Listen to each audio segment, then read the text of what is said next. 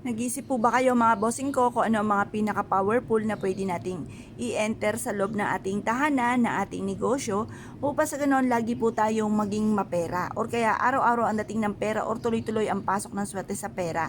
May mga pagkakataon na parang patikim lang lagi ang pera. Ito po mga bossing ko, i-enter nyo ang dalawang perpektong sangkap na ito sa inyong puntahanan at sinisigurado po sa inyo mga bossing, bukod po sa inyong sipag at tiyaga at double time sa pagkayod at pananalig sa mahal na Panginoon, ay susundan kayo ng swerte.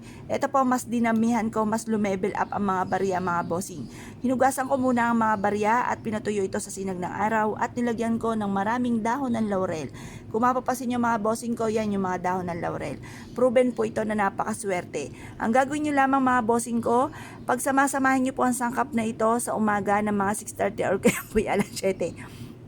Matatapos sa ating mga pampaswerte hanggang alas 8 lang ng umaga ang pagbibilad.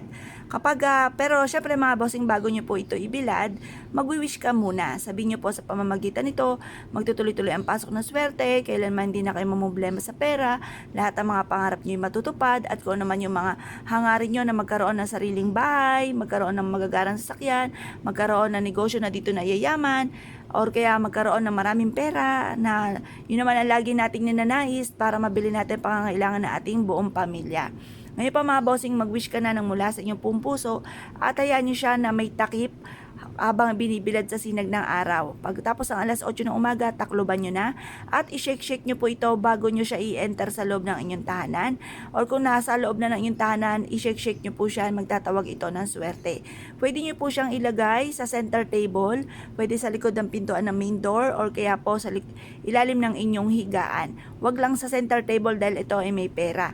Habi nga po nila, once na may pera ang inyo pong hapagkainan, ang pera ay dadaan lang sa inyo pong mga sa inyong mga kamay. Bawal po ito na ilagay sa hapagkainan dahil mabilis na uubos ang pera or napakailap ng swerte para kumita ng pera. Kaya mas mainam sa likod lang ito ng pintuan or kaya po sa may center table or kaya sa inyong altar or kaya sa ilalim ng inyong higaan. Pero the best ito sa ilalim ng higaan. Upang sa ganon, kasi ang bilog para mabilis gumulong ang magandang kapalaran, ang metal ay ito nga po yung ating barya. Yung metal ay mas maging fighter tayo sa hamon ng buhay, mas sige tayo na maka-attract ng swerte, mabilis na pag-asenso, mabilis na pagyaman bukod sa sipag at tiyaga. At ang dahon ng laurel, only wishes mga bossing. Mag-wish ka na ng todo-todo na walang gamit na sana, direct to the point, at mapapasin ninyo, mas lagi kang iaadya nito kung saan lagi kayo suswertihin.